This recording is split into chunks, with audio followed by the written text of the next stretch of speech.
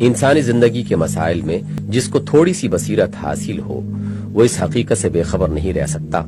کہ انسانی معاملات کے بناؤ اور بگاڑ کا آخری فیصلہ جس مسئلے پر منحصر ہے وہ یہ سوال ہے کہ معاملات انسانی کی زمام کار کس کے ہاتھ میں ہے۔ جس طرح گاڑی ہمیشہ اس سمت میں چلا کرتی ہے جس سمت پر ڈرائیور اس کو لے جانا چاہتا ہے، اور دوسرے لوگ جو گاڑی میں بیٹھے ہوئے ہیں خواستہ اور ناخواستہ اسی سمت پر سفر کرنے کے لیے مجبور ہوتے ہیں، اسی طرح انسانی تمدن کی گاڑی بھی اسی سمت پر سفر کیا کرتی ہے جس سمت پر وہ لوگ جانا چاہتے ہیں جن کے ہاتھ میں تمدن کی باغیں ہوتی ہیں۔ ظاہر ہے کہ زمین کے سارے ذرائع جن کے قابو میں ہوں، قوت و اقتدار کی باغیں جن کے ہاتھ میں ہوں، عام انسانوں کی زندگی جن کے دامن سے وابستہ ہو، خیالات و افکار و نظریات کو بنانے اور ڈھالنے کے وسائل جن کے قبضے میں ہوں، انفرادی سیرتوں کی تعمیر اور اجتماعی نظام کی تشکیل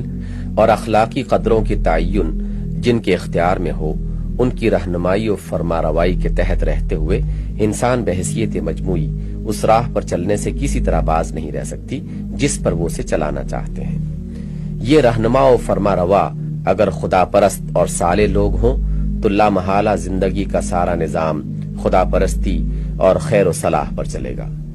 برے لوگ بھی اچھے بننے پر مجبور ہوں گے، بھلائیوں کو نشو و نما ملے گی،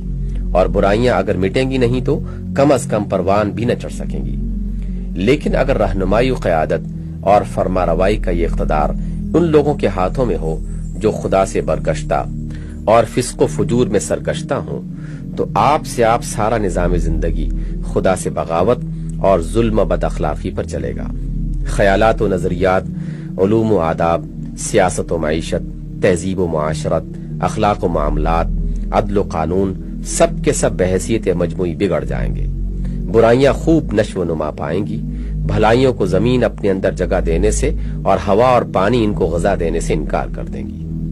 اور خدا کی زمین ظلم و جور سے لبریز ہو کر رہے گی۔ ایسے نظام میں برائی کی راہ پر چلنا آسان اور بھلائی کی راہ پر چلنا کیا قائم رہنا بھی مشکل ہوتا ہے۔ جس طرح آپ نے کسی بڑے مجمع میں دیکھا ہوگا کہ سارا مجمع جس طرف جا رہا ہو اس طرف چلنے کے لیے آدمی کو کچھ قوت لگانے کی بھی ضرورت نہیں ہوتی، بلکہ وہ مجمع کی قوت سے خود بخود اس طرف بڑھتا چلا جاتا ہے۔ لیکن اگر اس کے مخالف سمت میں کوئی چلنا چاہے تو وہ بہت زور مار کر بھی بمشکل ایک آدھ قدم آگے چل سکتا ہے، اور جتنے قدم وہ چلتا ہے مجمع کا ایک ہی ریلا اس سے کئی گنے زیادہ قدم اسے پیچھے دھکیل دیتا ہے۔ اسی طرح اجتماعی نظام بھی جب غیر صالح لوگوں کی قیادت میں کفر و فسق کی راہوں پر چل پڑتا ہے تو افراد اور گروہوں کے لیے غلط راہ پر چلنا تو اتنا آسان ہو جاتا ہے کہ انہیں بطور خود اس پر چلنے کے لیے کچھ زور لگانے کی ضرورت نہیں پڑتی۔ لیکن اگر وہ اس کے خلاف چلنا چاہیں تو اپنے جسم و جان کا سارا زور لگانے پر بھی ایک آدھ قدم ہی راہ راست پر پڑ سکتے ہیں، اور اجتماعی رو ان کی مزاحمت کے باوجود انہیں دھکیل کر میلوں پیچھے ہٹا لے جاتی ہے۔ یہ بات جو میں عرض کر رہا ہوں یہ اب کوئی نظری حقیقت نہیں رہی جسے ثابت کرنے کے لیے دلائل کی ضرورت ہو، بلکہ واقعات نے اسے ایک بدیہی حقیقت بنا دیا ہے جس سے کوئی صاحب دیدہ بینا انکار نہیں کر سکتا۔ آپ خود ہی دیکھ لیں کہ پچھلے 100 برس کے اندر آپ کے اپنے ملک میں کس طرح خیالات و نظریات بدلے ہیں، مذاق اور مزاج بدلے ہیں، سوچ کے انداز اور دیکھنے کے زاویے بدلے ہیں، تہذیب و اخلاق کے معیار اور قدر و قیمت کے پیمانے بدلے ہیں، اور کون سی چیز رہ گئی ہے جو بدل نہ گئی ہو۔ یہ سارا تغیر جو دیکھتے دیکھتے آپ کی اسی سرزمین میں ہوا، اس کی اصل وجہ آخر کیا ہے؟ کیا آپ اس کی وجہ اس کے سوا کچھ اور بتا سکتے ہیں کہ جن لوگوں کے ہاتھ میں زمام کار تھی اور رہنمائی و فرمانروائی کی باغوں پر جن کا قبضہ تھا، انہوں نے پورے ملک کے اخلاق، اذہان، نفسیات، معاملات اور نظام تمدن کو اس سانچے میں ڈال کر رکھ دیا جو ان کی اپنی پسند کے مطابق تھا۔ پھر جن طاقتوں نے اس تغیر کی مزاحمت کی، ذرا ناپ کر دیکھیے کہ انہیں کامیابی کتنی ہوئی اور ناکامی کتنی۔ کیا یہ واقعہ نہیں ہے کہ کل جو مزاحمت کی تحریک کے پیشوا تھے، آج ان کی اولاد وقت کی رو میں وہی چلی جا رہی ہے، اور ان کے گھروں تک میں بھی وہی کچھ پہنچ گیا ہے جو گھروں سے باہر پھیل چکا ہے۔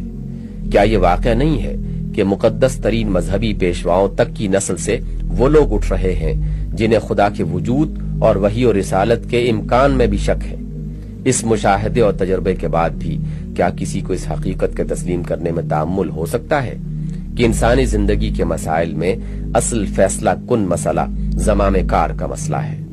اور یہ اہمیت اس مسئلے نے کچھ آج ہی اختیار نہیں کی بلکہ ہمیشہ سے اس کی یہی اہمیت رہی ہے۔ الناس علی دین ملوکہم بہت پرانا مقولہ ہے، اور اسی بنا پر حدیث میں قوموں کے بناؤ اور بگاڑ کا ذمہ دار ان کے علماء اور امراء کو قرار دیا گیا ہے، کیونکہ لیڈرشپ اور زمام کار انہی کے ہاتھوں میں ہوتی ہے۔ امامت صالحہ کا قیام دین کا حقیقی مقصود ہے۔ اس تشریح کے بعد یہ بات آسانی سے سمجھ میں آ سکتی ہے کہ دین میں اس مسئلے کی کیا اہمیت ہے۔ ظاہر بات ہے کہ اللہ کا دین اول تو یہ چاہتا ہے کہ لوگ بالکلیہ بندہ حق بن کر رہیں اور ان کی گردن میں اللہ کے سوا کسی اور کی بندگی کا حلقہ نہ ہو۔ پھر وہ چاہتا ہے کہ اللہ ہی کا قانون لوگوں کی زندگی کا قانون بن کر رہے۔ پھر اس کا مطالبہ یہ ہے کہ زمین سے فساد مٹے، ان منکرات کا استحصال کیا جائے جو اہل زمین پر اللہ کے غضب کے موجب ہوتے ہیں، اور ان خیرات و حسنات کو فروغ دیا جائے جو اللہ کو پسند ہیں۔ ان تمام مقاصد میں سے کوئی مقصد بھی اس طرح پورا نہیں ہو سکتا کہ نوع انسانی کی رہنمائی و قیادت اور معاملات انسانی کی سربراہ کاری ائمہ کفر و ضلال کے ہاتھوں میں ہو، اور دین حق کے پیرو محض ان کے ماتحت ہو کر ان کی دی ہوئی رعایتوں اور گنجائشوں سے فائدہ اٹھاتے ہوئے یاد خدا کرتے رہیں۔ یہ مقاصد تو لازمی طور پر اس بات کا مطالبہ کرتے ہیں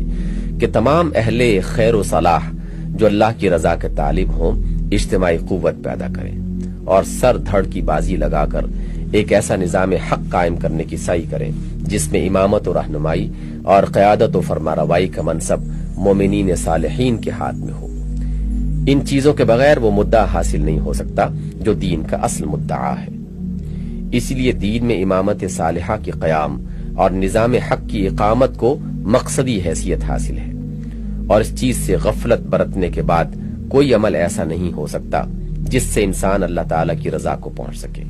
غور کیجئے، آخر قرآن و حدیث میں التزام جماعت اور سم و طاعت میں اتنا زور کیوں دیا گیا ہے کہ اگر کوئی شخص جماعت سے خروج اختیار کر لے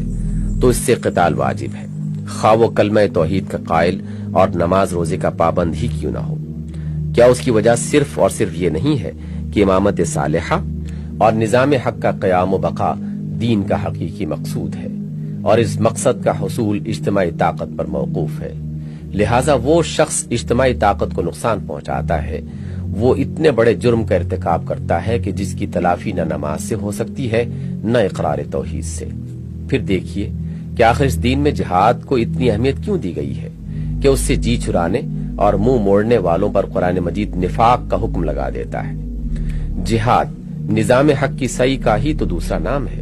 اور قرآن اسی جہاد کو وہ کسوٹی قرار دیتا ہے جس پر آدمی کا ایمان پرکھا جاتا ہے۔ بالفاظ دیگر، جس کے دل میں ایمان ہوگا وہ نہ تو نظام باطل کے تسلط پر راضی ہو سکتا ہے اور نہ نظام حق کے قیام کی جدوجہد میں جان و مال سے دریغ کر سکتا ہے۔ اس معاملے میں جو شخص کمزوری دکھائے اس کا ایمان ہی مشتبہ ہے، پھر بھلا کوئی دوسرا عمل اسے کیا نفع پہنچا سکتا ہے۔ اس وقت اتنا موقع نہیں ہے کہ میں آپ کے سامنے اس مسئلے کی پوری تفصیل بیان کروں، مگر جو کچھ میں نے عرض کیا ہے وہ اس حقیقت کو ذہن نشین کرنے کے لیے بالکل کافی ہے کہ اسلام کے نقطۂ نظر سے امامت صالحہ کا قیام مرکزی اور مقصدی حیثیت رکھتا ہے۔ جو شخص اس دین پر ایمان لایا ہو اس کا کام صرف اتنے ہی پر ختم نہیں ہو جاتا کہ اپنی زندگی کو حتی الامکان اسلام کے سانچے میں ڈھالنے کی کوشش کرے، بلکہ عین اس کے ایمان ہی کا تقاضا یہ ہے کہ وہ اپنی تمام سعی و جہد کو اس مقصد پر مرکوز کر دے کہ زمام کار کفار و فساق کے ہاتھ سے نکل کر صالحین کے ہاتھ میں آئے، اور وہ نظام حق قائم ہو جو اللہ تعالی کی مرضی کے مطابق دنیا کے انتظام کو درست کرے اور درست رکھے۔ پھر چونکہ یہ مقصد اعلیٰ اجتماعی کوشش کے بغیر حاصل نہیں ہو سکتا، اس لیے ایک ایسی جماعت صالحہ کا وجود ضروری ہے جو خود اصول حق کی پابند ہو اور نظام حق کو قائم کرنے، باقی رکھنے اور ٹھیک ٹھیک چلانے کے سوا دنیا میں کوئی دوسری غرض پیش نظر نہ رکھے۔ روئے زمین پر اگر صرف ایک ہی آدمی مومن ہو تب بھی اس کے لیے یہ درست نہیں ہے کہ وہ اپنے آپ کو اکیلا پا کر اور ذرائع مفقود دیکھ کر نظام باطل کے تسلط پر راضی ہو جائے، یا احون البلیتین کے شرعی ہیلے تلاش کر کے غلبہ کفر و فسق کے ماتحت کچھ آدھی پونی مذہبی زندگی کا سودا چکانا شروع کر دے، بلکہ اس کے لیے سیدھا اور صاف راستہ یہی ہے کہ بندگان خدا کو اس طریقے زندگی کی طرف بلائے جو خدا کو پسند ہے۔ پھر اگر کوئی اس کی بات سن کر نہ دے تو اس کا ساری عمر صراط مستقیم پر کھڑے ہو کر لوگوں کو پکارتے رہنا اور پکارتے پکارتے مر جانا اس سے لاکھ درجہ بہتر ہے کہ وہ اپنی زبان سے وہ صدائیں بلند کرنے لگے جو ضلالت میں بھٹکی ہوئی دنیا کو مرغوب ہے، اور ان راہوں پر چل پڑے جن پر کفار کی امامت میں دنیا چل رہی ہے۔ اور اگر کچھ اللہ کے بندے اس کی بات سننے پر آمادہ ہو جائیں تو اس کے لیے لازم ہے کہ ان کے ساتھ مل کر ایک جتھا بنائے، اور یہ جتھا اپنی تمام اجتماعی قوت اس مقصد عظیم کے لیے جد و جہد کرنے میں صرف کر دے جس کا میں ذکر کر رہا ہوں۔ حضرات، مجھے خدا نے دین کا جو تھوڑا بہت علم دیا ہے اور قرآن و حدیث کے مطالعے سے جو کچھ بصیرت مجھے حاصل ہوئی ہے، اس سے میں دین کا تقاضا یہی کچھ سمجھا ہوں، یہی میرے نزدیک کتاب الہی کا مطالبہ ہے، یہی انبیاء کی سنت ہے، اور میں اپنی اس رائے سے ہٹ نہیں سکتا جب تک کہ کوئی خدا کی کتاب اور رسول کی سنت ہی مجھ پر یہ ثابت نہ کر دے کہ دین کا یہ تقاضا نہیں ہے۔ امامت کے باب میں خدا کی سنت۔ اپنی صحیح کے اس مقصد و منتہا کو سمجھ لینے کے بعد اب ہمیں اس سنت اللہ کو سمجھنے کی کوشش کرنی چاہیے جس کے ماتحت ہم اپنے اس مقصود کو پا سکتے ہیں۔ یہ کائنات جس میں ہم رہتے ہیں اس کو اللہ تعالیٰ نے ایک قانون پر بنایا ہے، اور اس کی ہر چیز ایک لگے بندھے ضابطے پر چل رہی ہے۔ یہاں کوئی سعی محض پاکیزہ خواہشات اور اچھی نیتوں کی بنا پر کامیاب نہیں ہو سکتی، اور نہ محض نفوس قدسیہ کی برکتیں ہی اس کو برابر کر سکتی ہیں، بلکہ اس کے لیے ان شرائط کا پورا ہونا ضروری ہے جو ایسی مسائل کی برابری کے لیے قانون الہی میں مقرر ہے۔ اگر آپ زراعت کریں تو خواہ آپ کتنے ہی بزرگ صفت انسان ہوں اور تسبیح و تحلیل میں کتنا ہی مبالغہ کرتے ہوں، بہرحال آپ کا پھینکا ہوا کوئی بیج بھی برگو بار نہیں لا سکتا جب تک آپ اپنی صحیح کاشتکاری میں اس قانون کی پوری پوری پابندی ملحوظ نہ رکھیں جو اللہ نے کھیتوں کی برابری کے لیے مقرر کر دیا ہے۔ اسی طرح نظام امامت کا وہ انقلاب بھی جو آپ کے پیش نظر ہے کبھی محض دعاؤں اور پاک تمناؤں سے رونما نہ ہو سکے گا،